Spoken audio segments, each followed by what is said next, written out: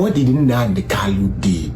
Nnamdi Kanu wants his people freed from the suffer called Nigeria, from the failure called Nigeria. Is there anything else Nnamdi Kanu did? Nnamdi Kanu did not try to take over Nigerian government. Dude just wants his people to have a better life. There is no opportunity in Nigeria. The money is worthless. There is a country in South America, I think maybe it's Chile. If you can show the government of that place 3 years bank statement showing that you have at least $3,000 every month for 3 years. I forgot the exact number. They carry passport to give you. The amount of money is not out of this world. This passport can get you most places on earth. What is there to be proud of Nigeria? This passport is worthless. 0 over 0. This passport cannot get you anywhere. Absolutely nowhere. Even neighboring country. Togo. You can enter Togo without passport. You don't need passport to enter Togo. Worthless. It cannot get you anywhere. Why would a foreigner invest their money in Nigeria when Nigerian passport cannot even get you anywhere?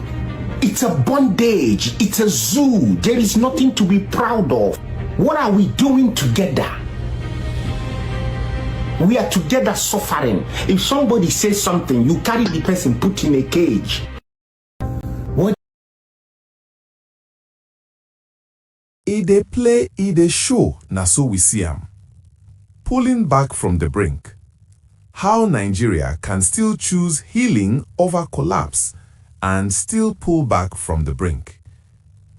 Nations do not fall because they lack resources, intelligence, or potential.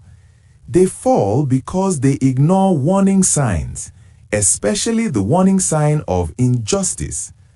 Nigeria today is not doomed, it is undecided. The country stands between two paths, one that hardens injustice into habit, and another that restores trust through courage, humility, and reform. The continued detention and judicial mishandling of Mazi Nnamdi Kanu has become a defining test of which path Nigeria will take. Not because his case alone determines the nation's fate, but because it encapsulates nearly every fault line threatening the country's stability, rule of law, ethnic trust, youth confidence, judicial credibility, and moral leadership.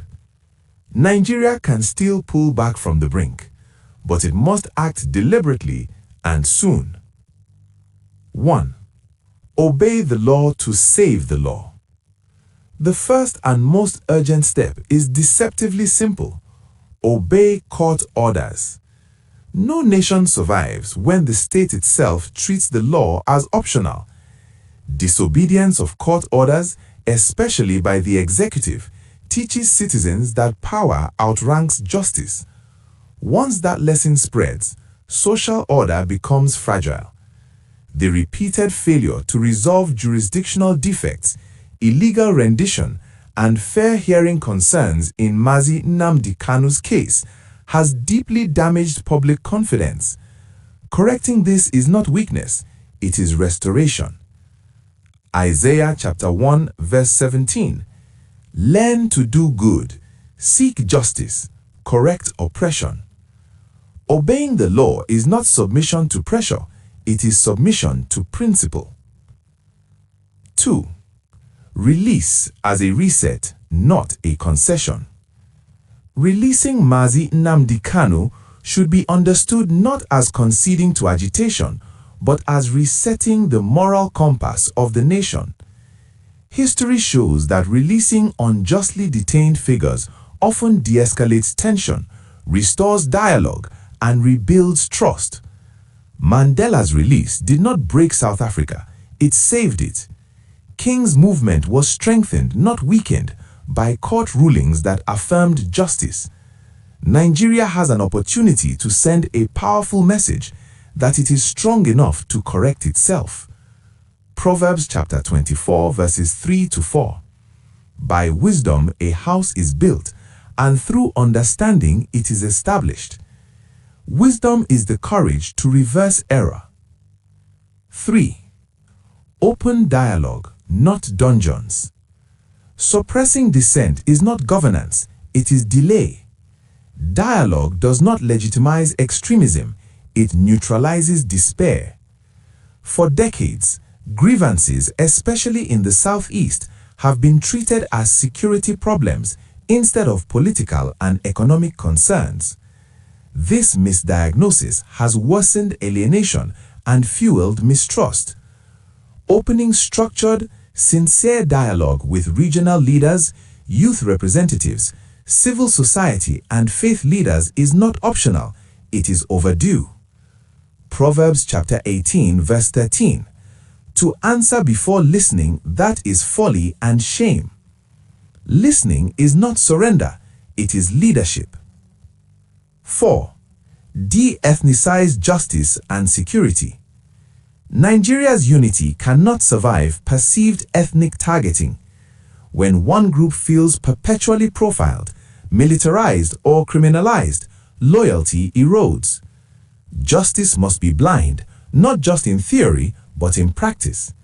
Security operations must be intelligence-driven, accountable, and respectful of human dignity. Courts must be seen to protect minorities as fiercely as majorities. Psalm chapter 82 verses 2 to 4. How long will you judge unjustly and show partiality to the wicked? Partial justice is national sabotage. 5. Restore judicial credibility. Courts are the nation's conscience. When citizens stop believing in the judiciary, they stop believing in peaceful resolution. Restoring credibility requires addressing illegalities directly, not procedurally sidestepping them, upholding due process without political pressure, and ensuring judges are insulated from executive influence. Justice must be seen to be done, or it will be dismissed as theater. Proverbs chapter 21 verse 3. To do righteousness and justice is more acceptable to the Lord than sacrifice. 6. Empower moral leadership. Political leadership alone cannot heal Nigeria. Moral leadership from clergy, elders, academics, and professionals is essential. The silence of trusted voices has widened the gap between state and society. When respected leaders speak truthfully and collectively, they stabilize nations. Isaiah chapter 58 verse 1. Cry aloud, do not hold back, lift up your voice like a trumpet. This is not a season for caution masquerading as wisdom. 7. Invest in justice-based youth engagement. Nigeria's youth crisis is not merely unemployment, it is disenchantment. Young people need more than jobs, they need belief that the system can be fair. Justice reforms, accountability, and inclusion do more to de-radicalize youth than force ever will. When young people see the law work, they re-enter the social contract. Psalm chapter 127 verse 3. Children are a heritage from the Lord. A nation that alienates its youth mortgages its future. 8. Reframe unity as consent, not coercion. True unity is voluntary. It is built on dignity, fairness, and mutual respect, not fear. Nigeria must move away from the illusion that force preserves togetherness. History teaches the opposite. Coercion accelerates fragmentation. Unity survives when people believe they are protected, heard, and valued. Psalm chapter 133 verse 1. How good and pleasant it is when brothers dwell together in unity. Unity imposed is brittle. Unity chosen is durable.